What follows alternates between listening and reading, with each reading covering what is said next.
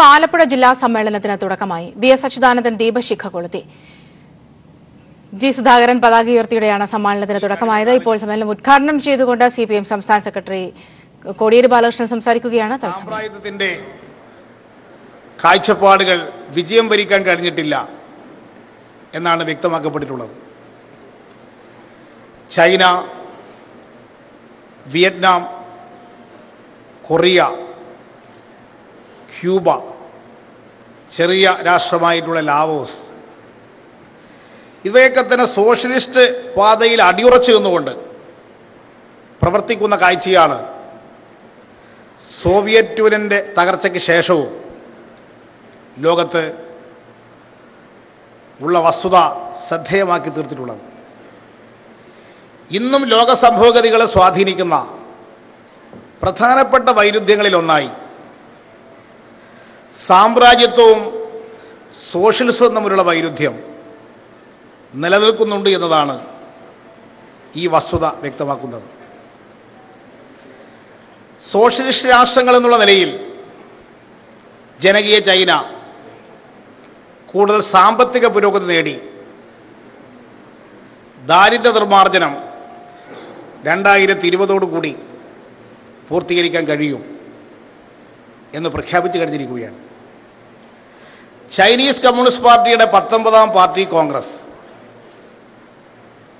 ലോക സംഭവഗതികളിൽ ഒരു പ്രധാനപ്പെട്ട ഇടപെടലാണ് നടത്തിയിട്ടുള്ളത്. മുൻകാലങ്ങളിലെ ചൈനീസ് പാർട്ടി കോൺഗ്രസിൽ നിന്ന് വ്യത്യസ്തമായി ഇത്തവണ ചൈനീസ് പാർട്ടി പ്രഖ്യാപിച്ചിട്ടുള്ളത് തങ്ങളുടെ രാജ്യത്തിലെ ആഭ്യന്തര കാര്യങ്ങളിൽ ഇടപെടാൻ മറ്റൊരു രാജ്യത്തെയും അനുവദിക്കുകയില്ല. വേറെ ഏതെങ്കിലും ഒരു രാജ്യത്തിലെ ആഭ്യന്തര കാര്യത്തിൽ മറ്റൊരു രാഷ്ട്രം ഇടപെടുകയാണെങ്കിൽ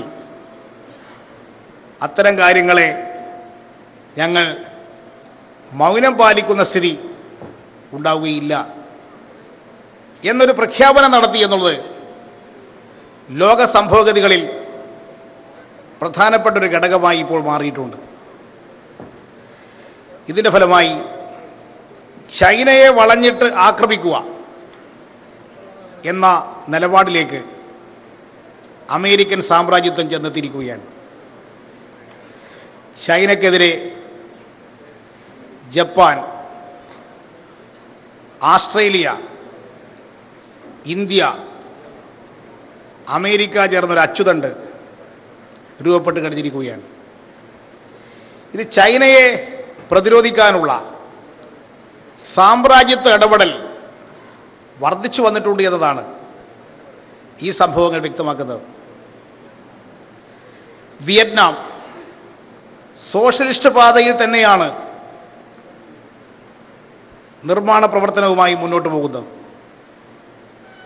വടക്കൻ കൊറിയ ഇന്ന് ലോകത്ത് വളരെയധികം ചർച്ച ചെയ്യപ്പെടുന്നൊരു രാഷ്ട്രമാണ് വടക്കൻ കൊറിയ.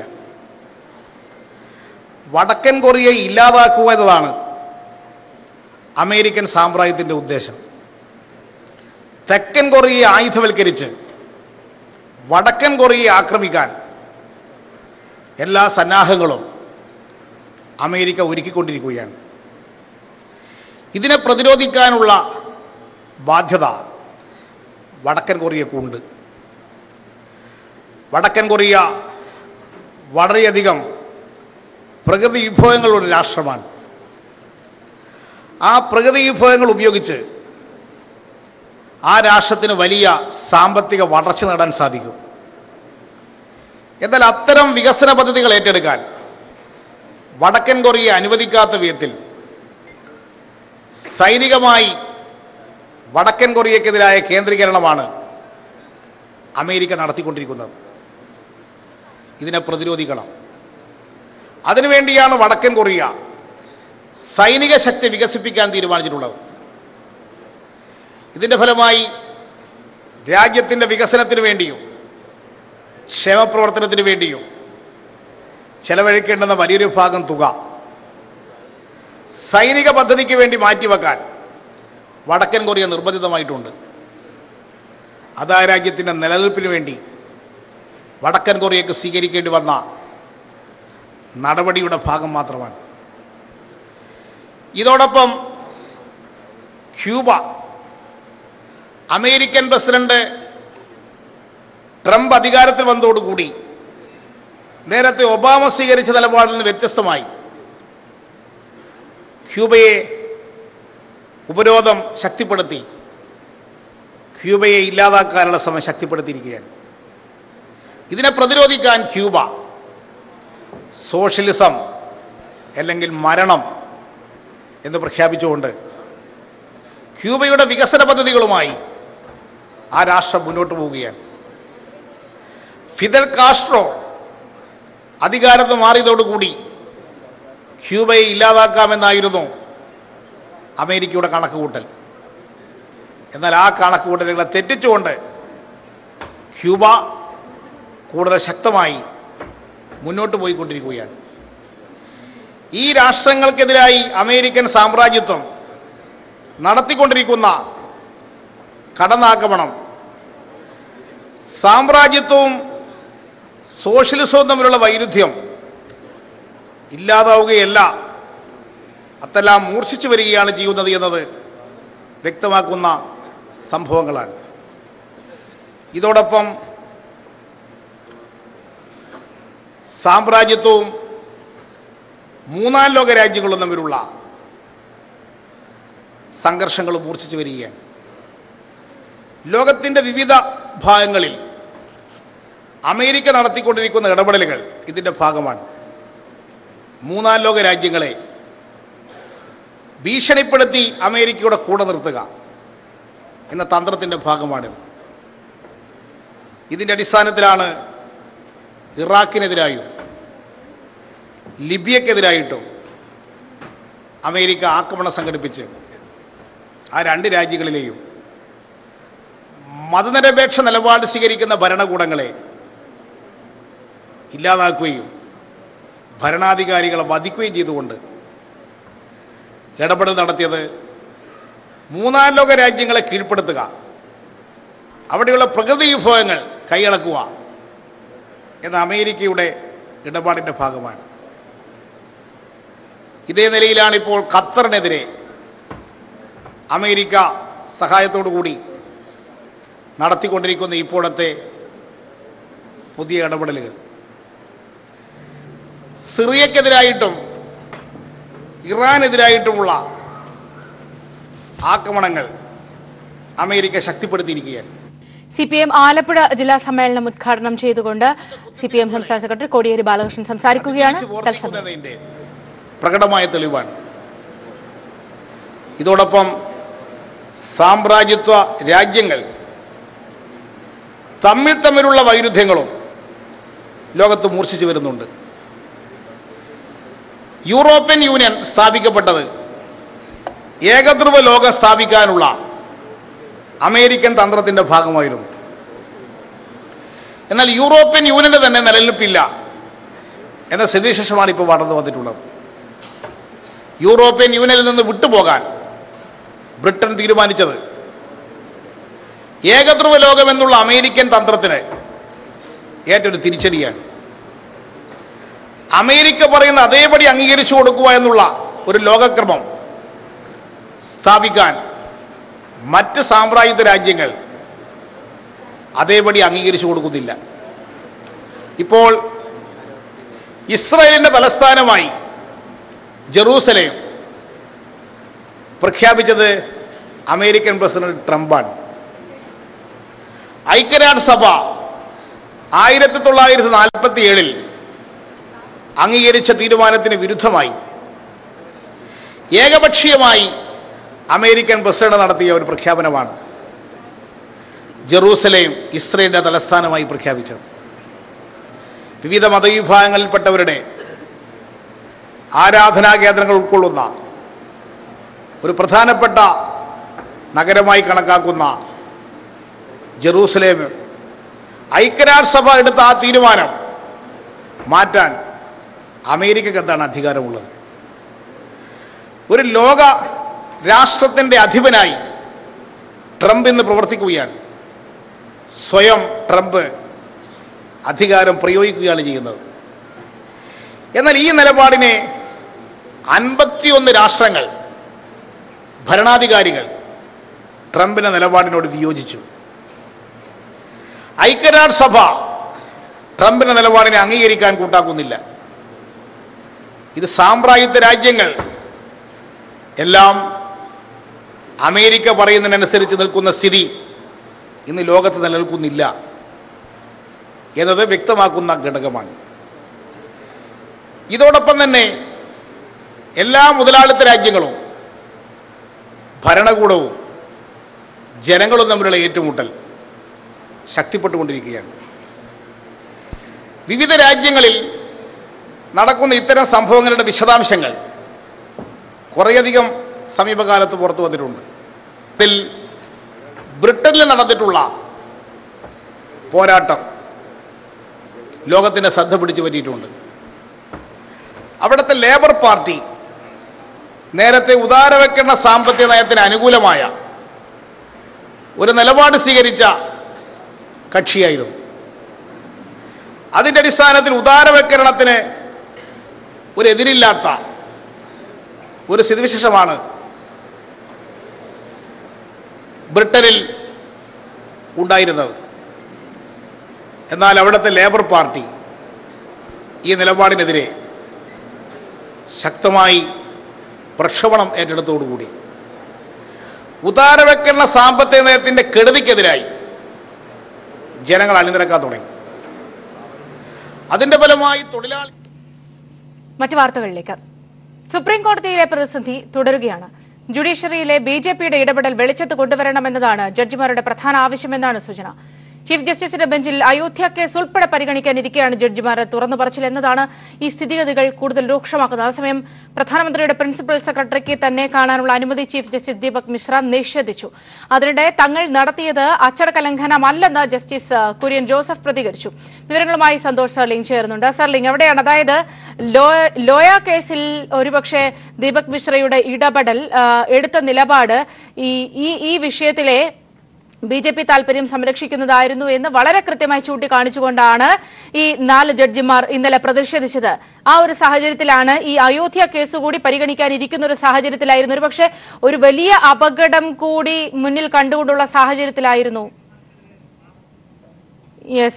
ഈ ഒരു സാഹചര്യം എന്നതുകൂടി നിരീക്ഷിക്കുമ്പോൾ ആ ഒരു രാഷ്ട്രീയ ഇടപെടൽ നമുക്ക് മനസ്സിലാക്കാവുന്നതാണ്. ഏറ്റവും പുതുതായി വരുന്ന വാർത്താ സമ്മേളനം നടത്തിയ ജഡ്ജിമാർക്കെതിരെ ബാർ അസോസിയേഷൻ രംഗത്തെത്തിയിരിക്കുന്നു എന്നൊരു സൂചന കൂടിയാണ് വരുന്നത്.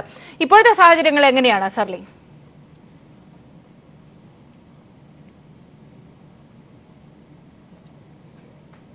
ഇന്ന് ഡൽഹിയിൽ മുഴുവൻ അവധിയാണ്, ഇന്നും നാളെയും. കാരണം ഇവിടെ ഒരു ഉത്സവം നടക്കുന്നു, ലോറി ഉത്സവം. അതിന്റെ ഭാഗമായ അവധിയിലാണ്. പക്ഷേ സുപ്രീം കോടതിയിലെ സംഭവ വികാസങ്ങളുടെ അടിസ്ഥാനത്തിൽ ബാർ അസോസിയേഷൻ ഇന്ന് തന്നെ അടിയന്തര യോഗം ചേരാൻ തീരുമാനിച്ചിട്ടുണ്ട്. പ്രത്യേകിച്ച് സുപ്രീം കോടതിയിലെ ബാർ അസോസിയേഷൻ അല്പം സമയം മുമ്പ് സെക്രട്ടറി വിവേക് സിൻഹ മാധ്യമങ്ങളോട് സംസാരിച്ചു.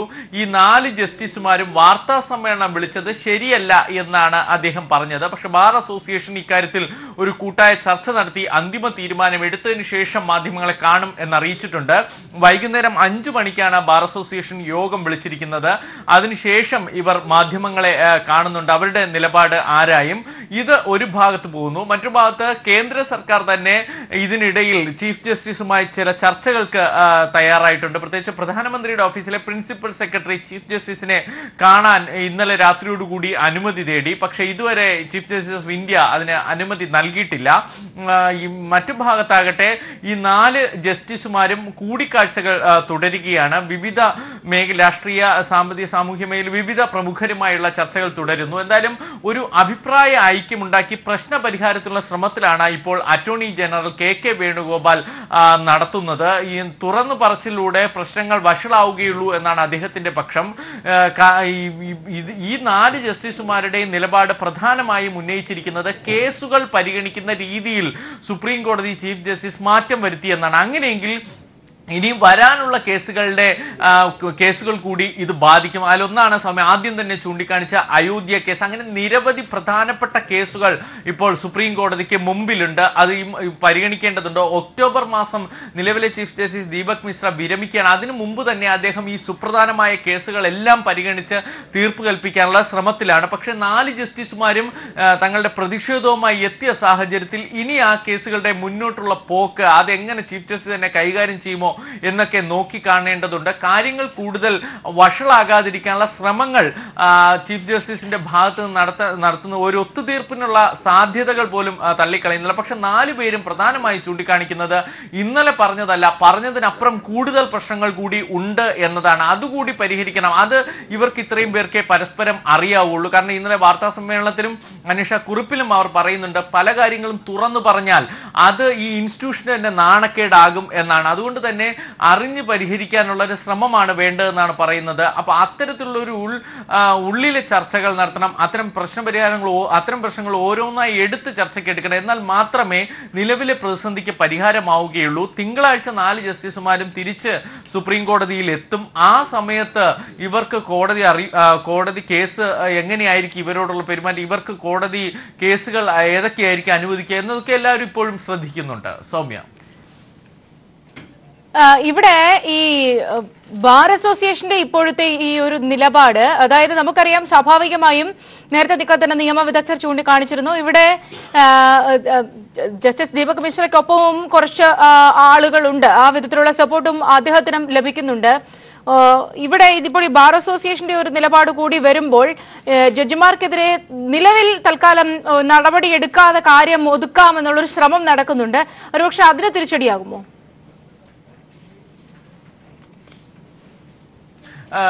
സൗമ്യ, ഈ ബാർ അസോസിയേഷൻ കൂടി നിലപാട് വ്യക്തമാക്കി രംഗത്തെത്തിയാൽ ഈ സുപ്രീം കോടതിയിലെ ഉള്ളിലെ ഭരണ സംവിധാനത്തിന് കാര്യമായ ഉലച്ചിൽ തന്നെ തട്ടും. കാരണം ഈ സുപ്രീം കോടതിയിലെ ബാർ അസോസിയേഷൻ, ജസ്റ്റിസുമാർ ഇവരൊക്കെ സംയുക്തമായി നടത്തിയ ഒരു കൂട്ടായ്മ ഹാർമണിയിലാണ് സുപ്രീം കോടതിയുടെ പ്രവർത്തനം മുന്നോട്ട് പോകുന്നതും. ഈ സുപ്രീം കോടതിയിലെ ബാർ അസോസിയേഷൻ ഇപ്പോൾ പറഞ്ഞിരിക്കുന്നത് 4 ജസ്റ്റിസുമാരും തുറന്ന് വാർത്താ സമ്മേളനം നടത്തിയത് ശരിയായില്ലെന്ന്. പ്രശ്നങ്ങൾ എല്ലാവർക്കും അറിയാം. പക്ഷെ അതൊരു തുറന്ന പോരിലേക്ക് വാർത്താ സമ്മേളനത്തിലൂടെ ജനങ്ങൾക്ക് മുമ്പിലുള്ള എത്തിച്ചുള്ള എതിർപ്പാണ് ബാർ അസോസിയേഷൻ പ്രകടിപ്പിക്കുന്നത്. ഇന്ന് വൈകുന്നേരം അസോസിയേഷൻ യോഗം ചേരുമ്പോൾ ഇതിനോടുള്ള മറ്റംഗങ്ങളുടെ കൂടി നിലപാടുകൾ നമുക്ക് ആരായാൻ കഴിയും. അവരിൽ തന്നെ ഇനി ഭിന്നതയുണ്ടോ എന്നൊക്കെ ഇനി അസോസിയേഷന്റെ യോഗം കഴിഞ്ഞ് മാത്രമേ പറയാൻ കഴിയുകയുള്ളൂ. എന്തായാലും അവർ യോഗം ചേരുന്നുണ്ട്, അടിയന്തരമായി യോഗം ചേരുകയാണ്. നിലവിലെ പ്രശ്നം അവർ നോക്കുന്നു. ഈ ജസ്റ്റിസുമാരാകട്ടെ 2 വിഭാഗമായി തിരിഞ്ഞിരിക്കുന്നു. അപ്പോൾ സുപ്രീം കോടതിയുടെ ഭരണ സംവിധാനം കൃത്യമായി ഉലച്ചിൽ തട്ടിയിരിക്കുന്നു. ദീപക് മിശ്രയോടൊപ്പം ചൂണ്ടിക്കാണിച്ചതുപോലെ ഒരുപക്ഷം ജസ്റ്റിസുമാരുണ്ട്. അതോടൊപ്പം തന്നെ ഈ 4 മുതിർന്ന ജസ്റ്റിസുമാർ മാറി നിൽക്കുന്നു എന്ന് പറയുമ്പോൾ അവർക്കൊപ്പം മറ്റ് ജസ്റ്റിസുമാർ പരസ്യമായി മുന്നോട്ട് വന്നില്ലെങ്കിലും പ്രത്യക്ഷമായി പിന്തുണയുമായി പിന്നിലുണ്ട് താനും. അങ്ങനെ പ്രകടമായി അവർ 2ആയി മാറുന്നു. ബാർ അസോസിയേഷൻ എതിർപ്പുമായി രംഗത്തെത്തുന്നു, അവരുടെ നിലപാടുമായി രംഗത്തെത്തുന്നു. അങ്ങനെയാണെങ്കിൽ സുപ്രീം കോടതിയുടെ ഭരണ സംവിധാനത്തിന് കാര്യമായ ഉലച്ചിൽ തട്ടുക തന്നെ ചെയ്യും. ഇക്കാര്യത്തിൽ ഒരു അടിയന്തര ഇടപെടൽ അത്യാവശ്യം കൂടിയാണ്.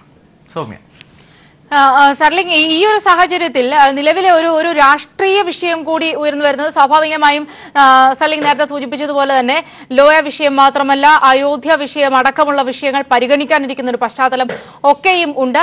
അതുകൊണ്ട് തന്നെ ഈ വിഷയം ആ തലത്തിൽ നിന്നുകൂടി പരിഗണിക്കപ്പെടേണ്ടതുണ്ട്. ഒരുപക്ഷെ ഇംപീച്ച്മെന്റ് അടക്കമുള്ള കാര്യങ്ങളിലേക്ക് പോകേണ്ടതിന്റെ ഒരു ഗൗരവമുണ്ട്.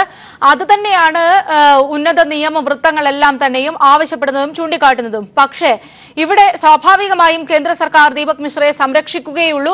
അതുകൊണ്ട് തന്നെയാണ് ഇന്നലെ പോലും ഒരു റിപ്പോർട്ട് തേടുക എന്നതിനപ്പുറത്തേക്ക് ഇക്കാര്യത്തിൽ ഇത് ജുഡീഷ്യറി തന്നെ അങ്ങ് പരിഹരിച്ചു കൊള്ളട്ടെ എന്നൊരു തീരുമാനം പ്രധാനമന്ത്രി പോലും എടുക്കാനിടയാക്കിയ ഒരു സാഹചര്യം. ഇപ്പോഴത്തെ ഈ ഒരു അംഗബലം ഒക്കെ ഉള്ളതുകൊണ്ട് ഈ കാര്യങ്ങളിൽ എങ്ങനെയും BJPക്ക് പിടിച്ചു നിൽക്കാമെങ്കിലും അതിനപ്പുറത്തേക്ക് ധാർമ്മികമായ വിഷയം, ഒരു പൊതു സ്വഭാവം, ഒരു ജനാധിപത്യ സംവിധാനത്തിലെ ജുഡീഷ്യറി വിശ്വാസ്യത അടക്കമുള്ള കാര്യങ്ങളിൽ മറുപടി പറയാതെ കണ്ണടച്ചുകൊണ്ട് BJP സർക്കാരിന്, മോഡി സർക്കാരിന് മുന്നോട്ട് പോകാനാകുമോ സർലിംഗ്?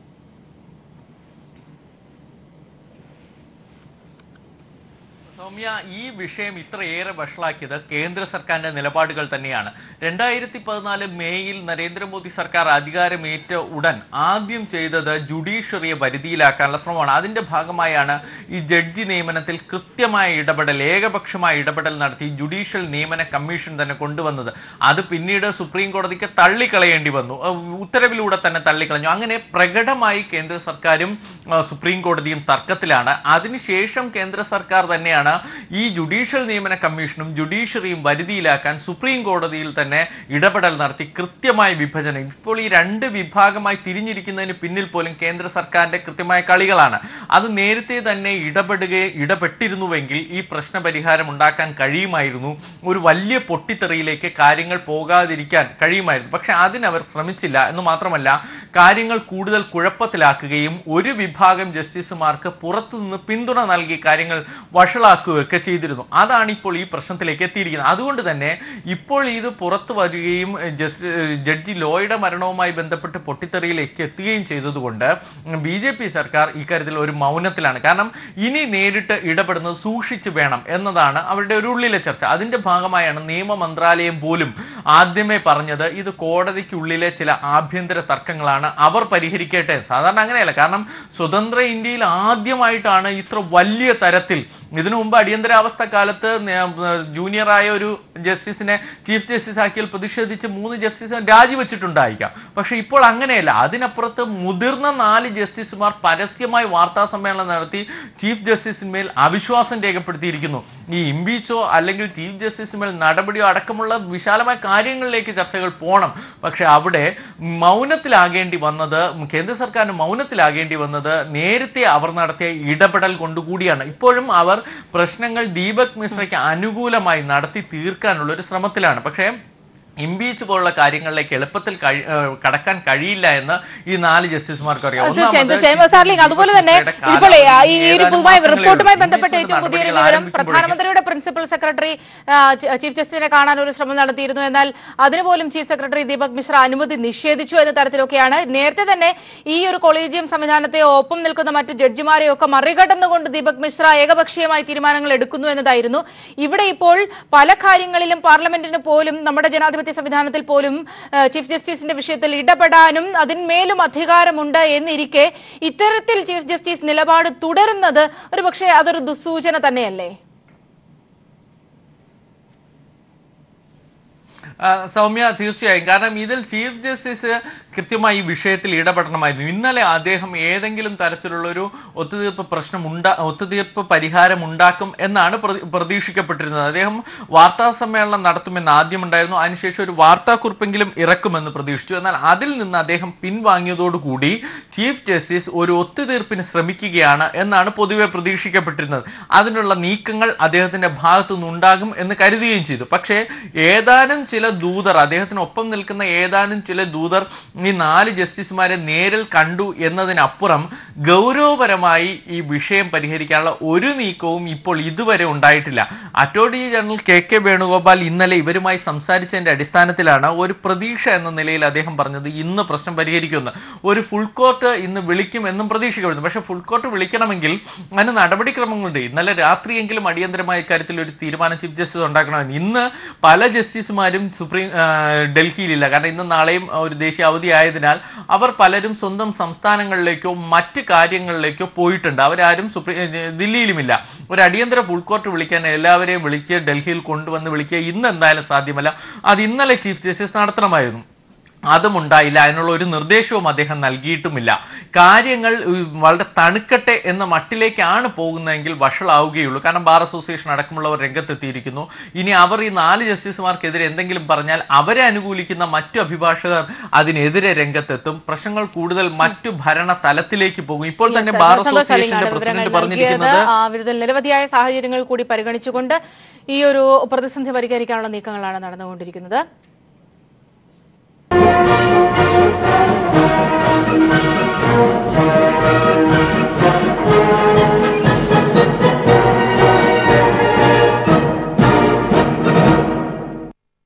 CPM ആലപ്പുഴ ജില്ലാ സമ്മേളനം ഉദ്ഘാടനം ചെയ്തുകൊണ്ട് കോടിയേരി ബാലകൃഷ്ണൻ സംസാരിക്കുകയാണ്. തുടരുന്നു. കൊണ്ടുവരാൻ തീരുമാനിച്ചത് ഇന്ത്യയിലെ കോർപ്പറേറ്റുകൾക്ക് കൊള്ളലാഭം പഠിക്കാൻ വേണ്ടിയിട്ടാണ്, ജനങ്ങളെ സഹായിക്കാൻ വേണ്ടിയിട്ടല്ല. GST സമ്പ്രദായം രാജ്യത്ത് ഫെഡറൽ ഘടനയെ പൂർണ്ണമായി തകർത്തിരിക്കുകയാണ്. സംസ്ഥാനങ്ങൾക്ക് ഇനി ബഡ്ജറ്റ് അവതരിപ്പിക്കുമ്പോൾ പുതിയ നികുതി നിർദ്ദേശങ്ങൾ അവതരിപ്പിക്കാൻ കഴിയില്ല. നികുതി ഇളവുകൾ പ്രഖ്യാപിക്കാൻ സംസ്ഥാന ധനകാര്യമന്ത്രിമാർക്ക് സാധിക്കുകയില്ല. വരുമാനത്തെ കേന്ദ്രം നിയന്ത്രിച്ചു നിർത്തിയിരിക്കുകയാണ്. ഇതുവഴി കേന്ദ്ര ഗവൺമെന്റ് ലക്ഷ്യമിടുന്നത് വരുമാനത്തിൻ്റെ സിംഹഭാഗം കേന്ദ്രത്തിൻ്റെ കയ്യിൽ കേന്ദ്രീകരിക്കുക എന്നുള്ളതാണ്. ദുർബലമായ സംസ്ഥാനങ്ങൾ, സുശക്തമായ കേന്ദ്രം, ഇതാണ് RSSന്റെ നയം. ഈ നടപ്പാക്കാനാണ് GST കൊണ്ടുവരാൻ കേന്ദ്ര ഗവൺമെൻറ് തീരുമാനിച്ചത്. CPIM കേന്ദ്ര കമ്മിറ്റി അംഗീകരിച്ച പ്രമേയത്തിനകത്ത് GSTയെ ശക്തമായി എതിർക്കുകയാണ് ചെയ്തിട്ടുള്ളത്. ഇത് ഫെഡറൽ ഘടനയെ തകർക്കും എന്ന് പാർട്ടി നൽകിയിട്ടുള്ള മുന്നറിയിപ്പുകൾ അത് ശരിയാണെന്ന് തെളിയിച്ചു കഴിഞ്ഞിരിക്കുകയാണ്. തുണി വ്യവസായത്തെയും ഫാർമസ്യൂട്ടിക്കൽ വ്യവസായത്തെയും, നിർമ്മാണ മേഖല, ഗതാഗത രംഗം, തയ്യൽ വ്യവസായം, ചെറുകിട പത്രങ്ങൾ, തീപ്പെട്ടി, പടക്കം, കുടിൽ വ്യവസായങ്ങൾ, ഈ രംഗത്തെല്ലാം പ്രതിസന്ധി ഉണ്ടാക്കുന്ന നിലയിലാണ് ഇപ്പോൾ ഈ ചരക്ക് സേവന നികുതി കൊണ്ടുവന്നിട്ടുള്ളത്. ചെറുകിട കോൺട്രാക്ടർമാരെ ഇത് പൂർണ്ണമായി നശിപ്പിക്കാൻ പോവുകയാണ്. എല്ലാം വൻകിടക്കാർ വിഴുങ്ങുക എന്നുള്ള തന്ത്രം എങ്ങനെയാണ് നടപ്പ് വരുത്തേണ്ടത് എന്നുള്ളതിൻ്റെ പ്രായോഗികമായ ഇടപെടലാണ് GST വഴി ഇവിടെ കേന്ദ്രം നടപ്പാക്കിയിട്ടുള്ളത്. ഫെഡറൽ ഘടനയെ തകർക്കുന്ന പുതിയ പുതിയ ഇടപെടലുകൾ ഇപ്പോഴും വന്നുകൊണ്ടിരിക്കുകയാണ്. കഴിഞ്ഞ ദിവസം കേന്ദ്ര ഗവൺമെൻറ് കൊണ്ടുവന്ന മെഡിക്കൽ ബിൽ ഈ ലക്ഷ്യത്തോടു കൂടിയിട്ടാണ്. ഇപ്പോൾ അത് സ്റ്റാൻഡിംഗ് കമ്മിറ്റിക്ക് വിട്ടിരിക്കുകയാണ് പാർലമെൻറ്റ്. നേരത്തെ ഇന്ത്യൻ മെഡിക്കൽ കൗൺസിലിൽ സംസ്ഥാനങ്ങൾക്ക് പ്രാതിനിധ്യം ഉണ്ടായിരുന്നു. ഇപ്പോൾ നിർദ്ദിഷ്ടമായ ഈ ബില്ലിൽ സംസ്ഥാനങ്ങൾക്ക് യാതൊരു പ്രാതിനിധ്യവുമില്ല. ഇത് പൂർണ്ണമായി കേന്ദ്രത്തിൻ്റെ കൈപ്പിടിയിൽ ഒതുക്കി വമ്പിച്ച അഴിമതി മെഡിക്കൽ കോളേജുകളുമായി ബന്ധപ്പെട്ട് നടത്താനാണ് ഈ മെഡിക്കൽ ബിൽ കേന്ദ്ര ഗവൺമെൻറ് കൊണ്ടുവന്നിട്ടുള്ളത്. ഇപ്പോൾ അവർ സ്വീകരിച്ച നയങ്ങളുടെ ഫലമായി കാർഷിക മേഖലയും വ്യാവസായിക മേഖലയും ഉൽപാദന മേഖലയുമെല്ലാം പുറകോട്ട് പോയിരിക്കുകയാണ്. GDP 6% വളർച്ച മാത്രമേ ഉള്ളൂ. 8% വളർച്ച ഉണ്ടാകുമെന്നുള്ള പ്രഖ്യാപനം അത് നടപ്പാവുകയില്ല എന്ന് കേന്ദ്ര ഗവൺമെൻറ് തന്നെ പ്രഖ്യാപിക്കേണ്ടി വന്നു. ഈ കോർപ്പറേറ്റുകൾക്കെല്ലാം സൗജന്യം ചെയ്തു കൊടുത്ത് BJP വമ്പിച്ച അഴിമതി നടത്തുകയാണ് ചെയ്യുന്നത്. കേന്ദ്രം ഭരിക്കുന്ന BJP നേരത്തെ കോൺഗ്രസിനെ പോലെ തന്നെ ഒരു അഴിമതി പാർട്ടിയായി മാറിയിരിക്കുകയാണ്. അതാണ് മധ്യപ്രദേശിലെ. വാർത്തകളിലേക്ക്. അടുത്ത 2 മാസത്തിനകം 10,000 ചെറുപ്പക്കാർക്ക് IT മേഖലയിൽ തൊഴിൽ നൽകാൻ കഴിയുന്ന ലുലു സൈബർ പാർക്ക് പ്രവർത്തനം ആരംഭിക്കുമെന്ന് പ്രമുഖ വ്യവസായി MA യൂസഫ് അലി. പ്രവാസി ക്ഷേമത്തിന്റെ കാര്യത്തിൽ ഭരണ പ്രതിപക്ഷം ഒന്നിക്കണമെന്നും അദ്ദേഹം പറഞ്ഞു. ലോക കേരള സഭയുമായി ബന്ധപ്പെട്ട് മാധ്യമങ്ങളോട് സംസാരിക്കുകയായിരുന്നു MA യൂസഫ് അലി. അതിനെന്താ വേണ്ടതെന്ന് വെച്ചാൽ പൊളിറ്റിക്കൽ കൺസെൻസസ് വേണം. പ്രതിപക്ഷവും അതുപോലെ ഭരണപക്ഷവും ഒരുമിച്ച് ഒരു കൺസെൻസസിലൂടെ മുന്നോട്ട് പോയാൽ ആൾക്കാർക്ക് ഇവിടെ കാശ് ഇറക്കാൻ സാധിക്കും. ഇപ്പോൾ ലോകത്തിലെ തന്നെ ഇൻ്റർനാഷണൽ കിടപിടിക്കാവുന്ന ബുൾഗാട്ടി കൺവെൻഷൻ സെൻറ്റർ 3 മാസത്തിനുള്ളിൽ അത് കംപ്ലീറ്റ് ആവും. 2 മാസത്തിനുള്ളിൽ ഞങ്ങളുടെ Lulu cyber tower 10,000 educated boys and ഗേൾസിന് ജോലി കൊടുക്കാവുന്ന ഫെസിലിറ്റി ഞാൻ ഇൻഫോ പാർക്ക് 2 മാസത്തിനുള്ളിൽ എടുക്കുന്നു. പിന്നെ തിരുവനന്തപുരത്ത് ഷോപ്പിംഗ് മോൾ.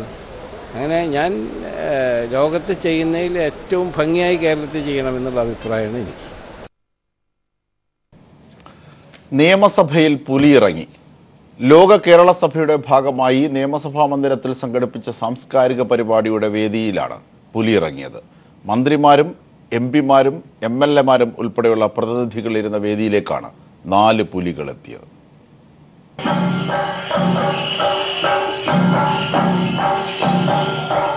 കുടവയറും കുലുക്കി കുലുക്കി കേരളക്കരയുടെ മനസ്സിൽ പണ്ടേ വൈറലായ പുലിക്കളി ലോക കേരള സഭയുടെ സാംസ്കാരിക പരിപാടിയുടെ ഭാഗമായെത്തിയപ്പോൾ മന്ത്രിമാരും MP-മാരും MLA-മാരും ഉൾപ്പെടുന്ന സഭാംഗങ്ങൾക്ക് അതൊരു ആവേശക്കാഴ്ച തന്നെയായിരുന്നു. കൂടാതെ വിവിധ രാജ്യങ്ങളിൽ നിന്നെത്തിയ പ്രവാസികൾക്ക് ദൈവത്തിന്റെ സ്വന്തം നാട്ടിലെത്തിയ സന്തോഷവും.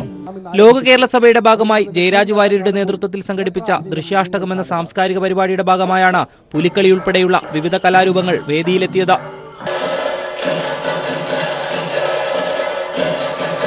തെയ്യത്തിനു പുറമെ കേരളത്തനിമ വിളിച്ചോതുന്ന നാടൻ കലാരൂപങ്ങളായ കൂടിയാട്ടം, മോഹിനിയാട്ടം, വിളക്ക് കൊട്ടിപ്പാട്ടും പൂപ്പടയുമൊക്കെ പ്രവാസികൾക്ക് പഴമയുടെ പുതിയൊരു ഓർമ്മ നൽകി വേദികളിൽ നിറഞ്ഞാടി.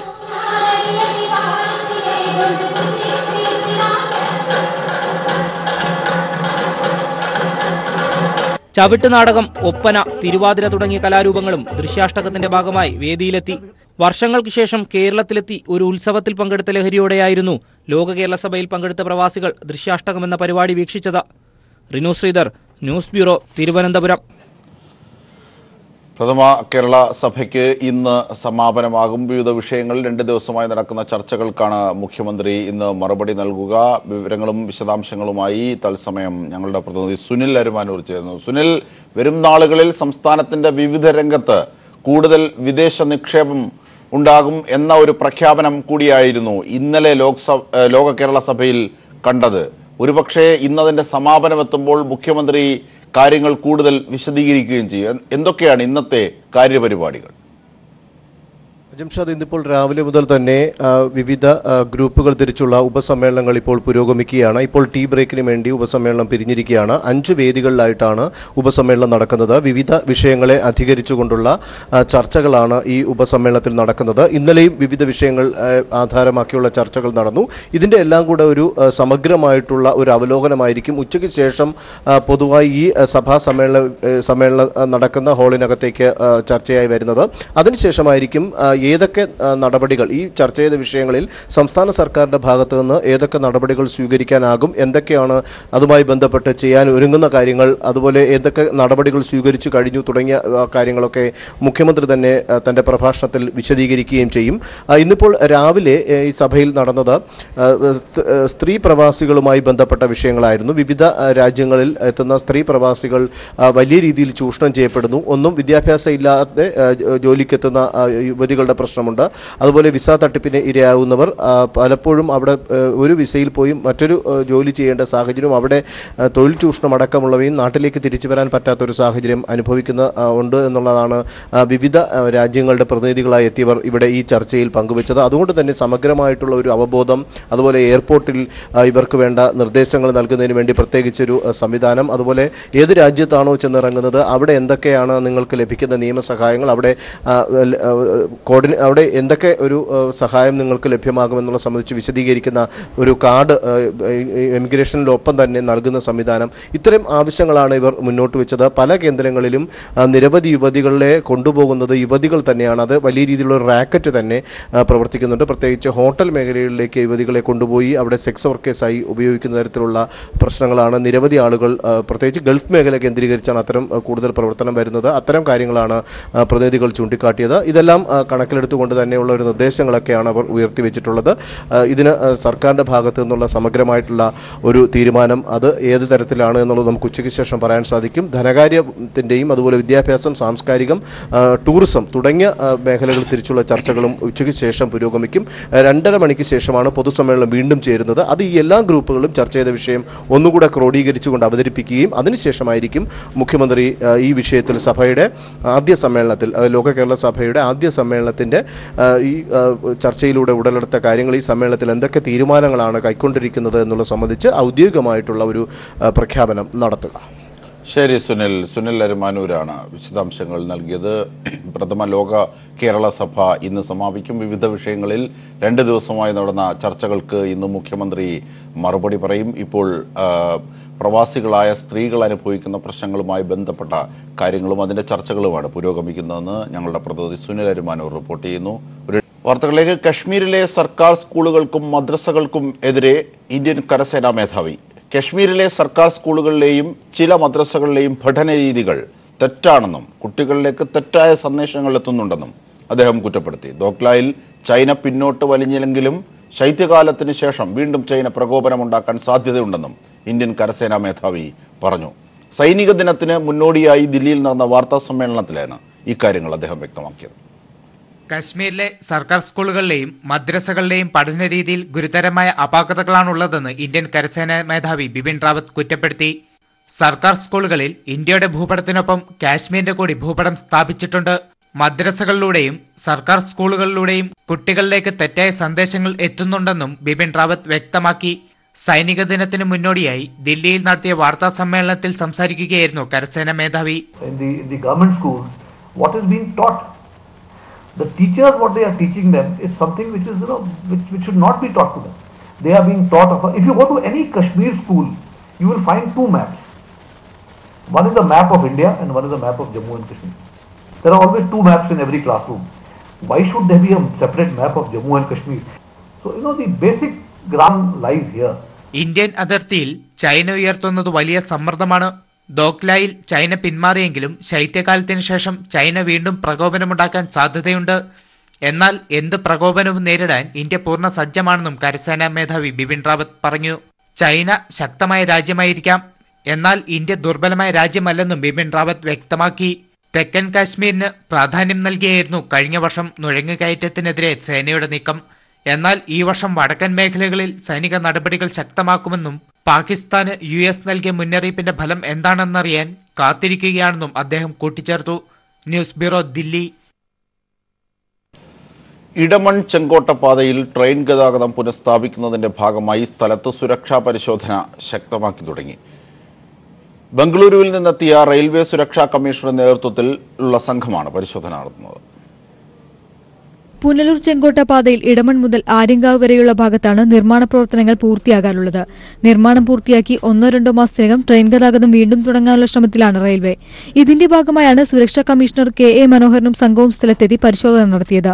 മധുര ഡിവിഷണൽ മാനേജരും മറ്റു ഉന്നത ഉദ്യോഗസ്ഥരും പരിശോധനയ്ക്കെത്തി. മോട്ടോർ ട്രോളിയിലായിരുന്നു ആദ്യ ദിവസത്തെ പരിശോധന.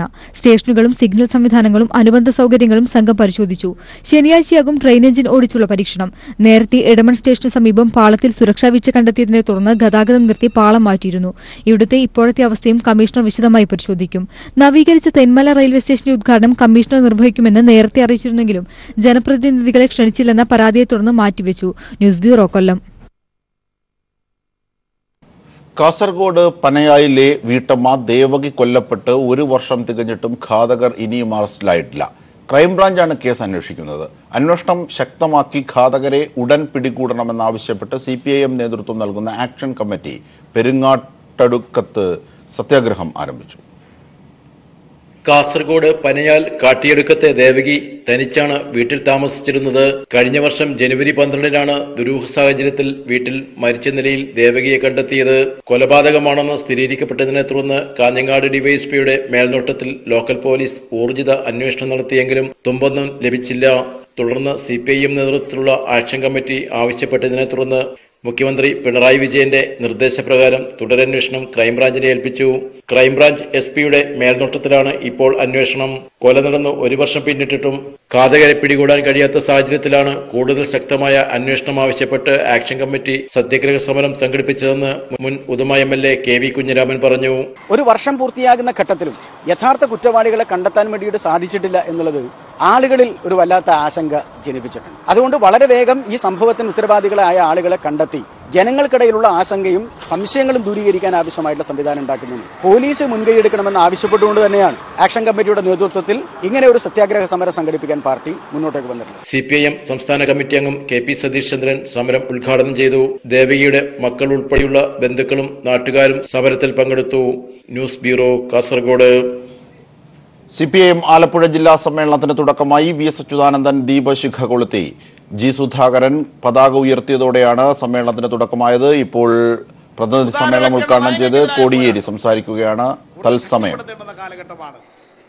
ആ പോരാട്ടങ്ങൾ ഏറ്റെടുത്ത് പ്രവർത്തിച്ചാൽ രാജ്യത്തെ ഇടതുപക്ഷ പ്രസ്ഥാനത്തിന് ജനങ്ങളുടെ പിന്തുണ ആർജിക്കാൻ സാധിക്കും എന്ന് തെളിയിക്കുന്ന വിധത്തിലാണ് വിവിധ സംസ്ഥാനങ്ങളിൽ നടത്തുന്ന പ്രക്ഷോഭങ്ങളിൽ വൻതോതിൽ ജനപങ്കാളിത്തം ഉണ്ട്.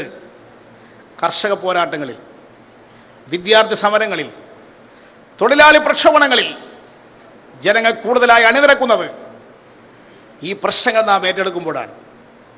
ഇത് കണക്കിലെടുത്ത് രാജ്യവ്യാപകമായി പ്രക്ഷോഭങ്ങളും സമരങ്ങളും ശക്തിപ്പെടുത്തണമെന്നുള്ളതാണ് CPIM തീരുമാനിച്ചിട്ടുള്ളത്.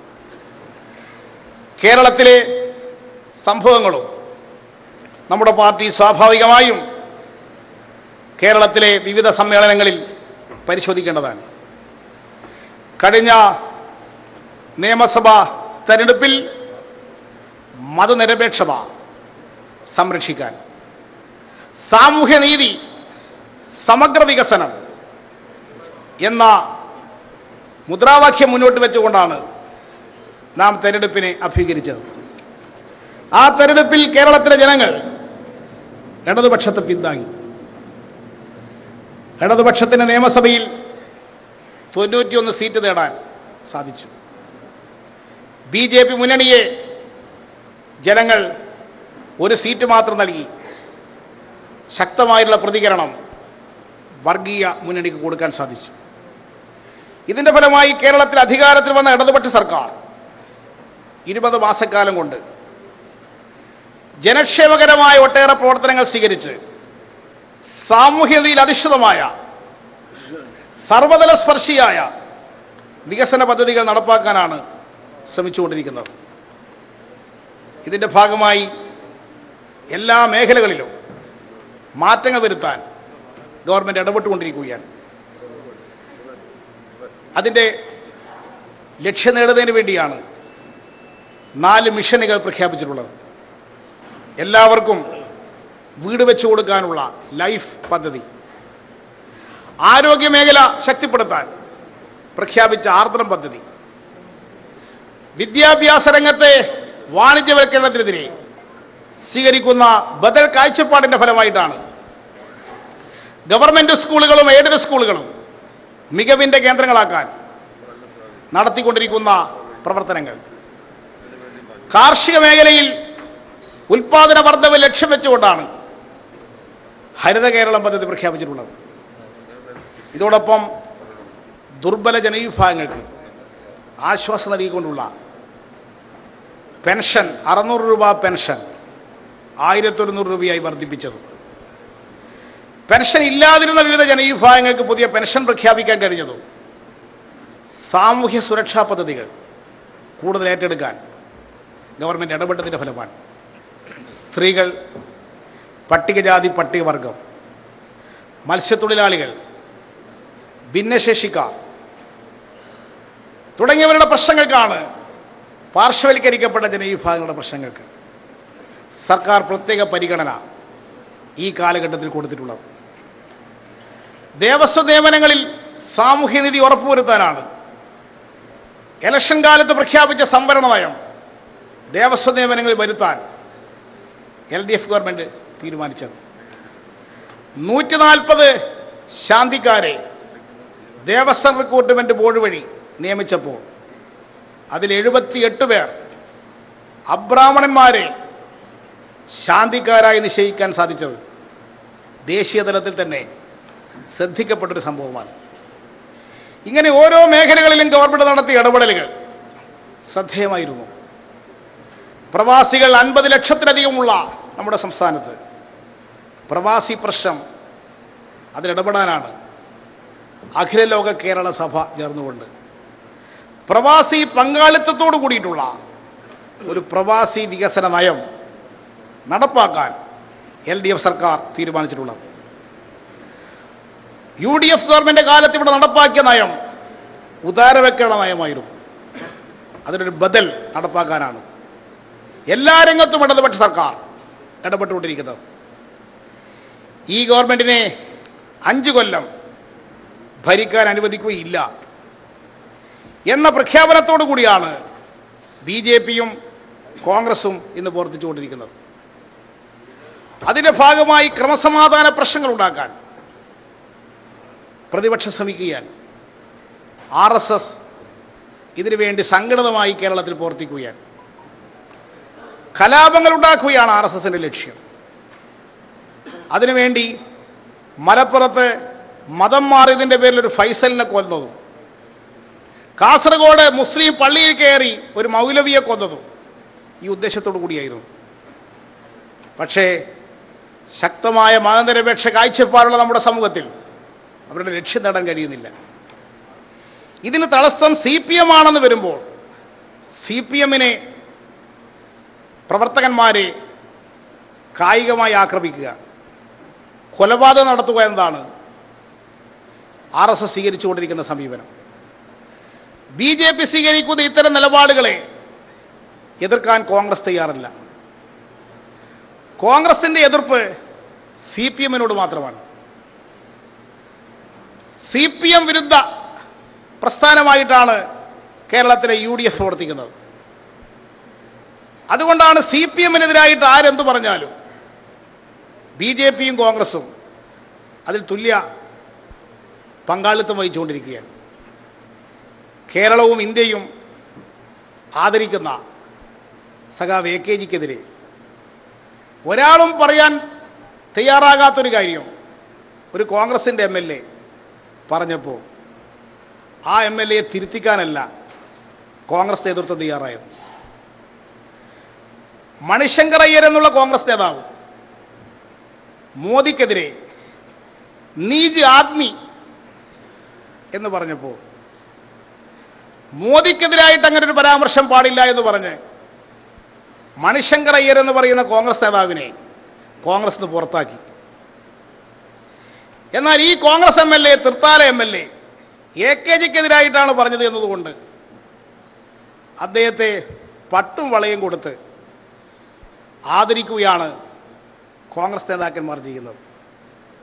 മണിശങ്കർ അയ്യരോട് സ്വീകരിച്ച സമീപനം എന്താണ് ഈ കോൺഗ്രസ് MLA-യോട് സ്വീകരിക്കാത്തത്?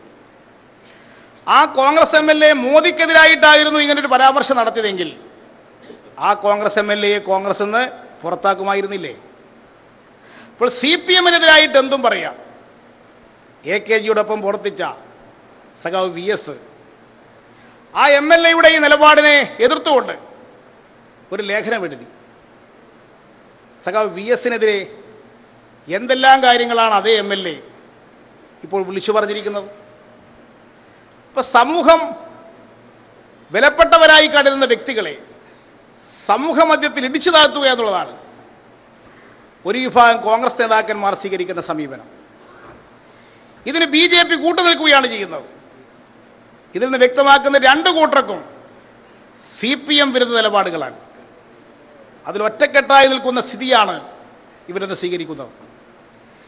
എന്നാൽ ഈ CPM വിരുദ്ധ മുന്നണി ഇനി കേരളത്തിൽ നിലനിൽക്കാൻ പോകുന്നില്ല. അത് തകർച്ചയെ നേരിട്ടുകൊണ്ടിരിക്കുകയാണ്. അതിൻ്റെ തെളിവാണ് UDF-ൻ്റെ കൂടെയുള്ള ഓരോ കക്ഷികളും മുന്നണി വിട്ടുകൊണ്ടിരിക്കുകയാണ്. UDF പരാജയപ്പെട്ട് കുറച്ച് കഴിഞ്ഞപ്പോൾ UDF-ൻ്റെ ഭാഗമായി നിന്ന മൂന്നാമത്തെ കക്ഷി കേരള കോൺഗ്രസ് മാണി UDF വിട്ടുപോയി. ഇപ്പോൾ അവർ ഒരു മുന്നണിയിലുമില്ലാതെ നിൽക്കുകയാണ് മാണി കേരള കോൺഗ്രസ്. അതിലെ മറ്റൊരു പ്രധാനപ്പെട്ട കക്ഷിയായിരുന്ന വീരേന്ദ്രകുമാറിൻ്റെ ജനതാദൾ അവരിന്നലെ UDF വിടാൻ തീരുമാനിച്ചു.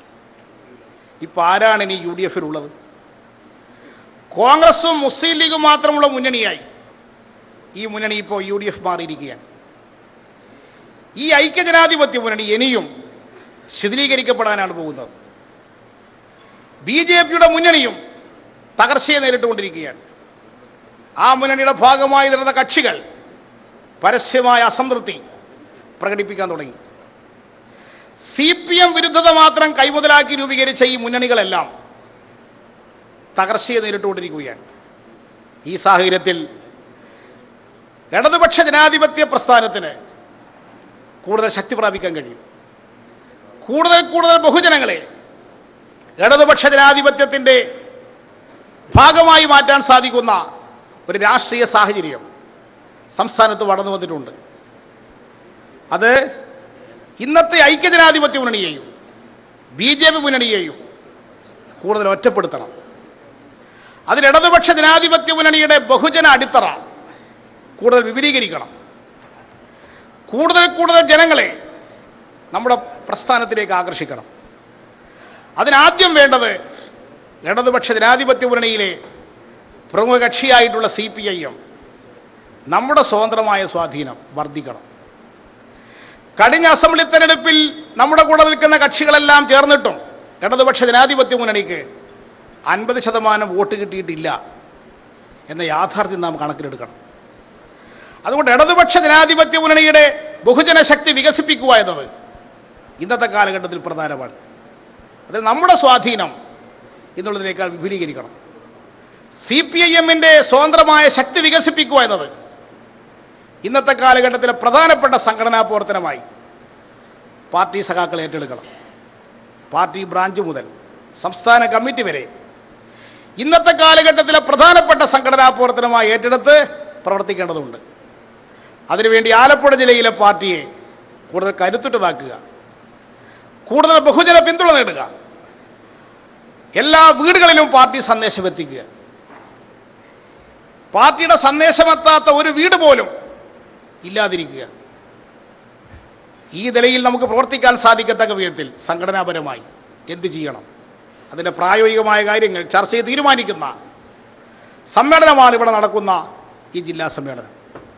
കഴിഞ്ഞകാല പ്രവർത്തനങ്ങളെക്കുറിച്ച് വിലയിരുത്തുകയും ഭാവി പ്രവർത്തനങ്ങളെക്കുറിച്ച് വ്യക്തതയുണ്ടാക്കുകയും ചെയ്യുന്ന ഈ സമ്മേളനം എല്ലാ പ്രശ്നങ്ങളും ചർച്ച ചെയ്ത് പാർട്ടിക്ക് ഏകോപിതമായി പ്രവർത്തിക്കാൻ കഴിയുന്ന ഒരു സമ്മേളനമായി തീരും എന്ന പ്രതീക്ഷയോടുകൂടി ഈ സമ്മേളനം ഉദ്ഘാടനം ചെയ്തതായി അറിയിച്ചുകൊണ്ട് ഞാൻ എൻ്റെ വാക്കുകൾ നിർത്തുന്നു. അഭിവാദ്യങ്ങൾ. കോൺഗ്രസും ലീഗും മാത്രമുള്ള മുന്നണിയായി UDF ഒതുങ്ങുന്നു എന്ന് കോടിയേരി ബാലകൃഷ്ണൻ. NDAയും UDFും ശിഥിലമാകുന്ന പാതയിൽ തന്നെയാണ്, ശിഥിലം ആയിക്കൊണ്ടിരിക്കുകയാണ്. CPIM വിരുദ്ധത മാത്രമാണ് ഇവരുടെ കൈമുതലായി ഉണ്ടായിരുന്നതെന്നും കോടിയേരി പറഞ്ഞു. ഇടതുപക്ഷ രാഷ്ട്രീയത്തിന്റെ പ്രസക്തി രാജ്യത്ത് അനുനിമിഷം വർദ്ധിച്ചുകൊണ്ടിരിക്കുകയാണ് എന്നും അദ്ദേഹം സൂചിപ്പിച്ചു. ആലപ്പുഴ ജില്ലാ സമ്മേളനത്തോടനുബന്ധിച്ചുള്ള പ്രതിനിധി സമ്മേളനം ഉദ്ഘാടനം ചെയ്യുകയായിരുന്നു കോടിയേരി.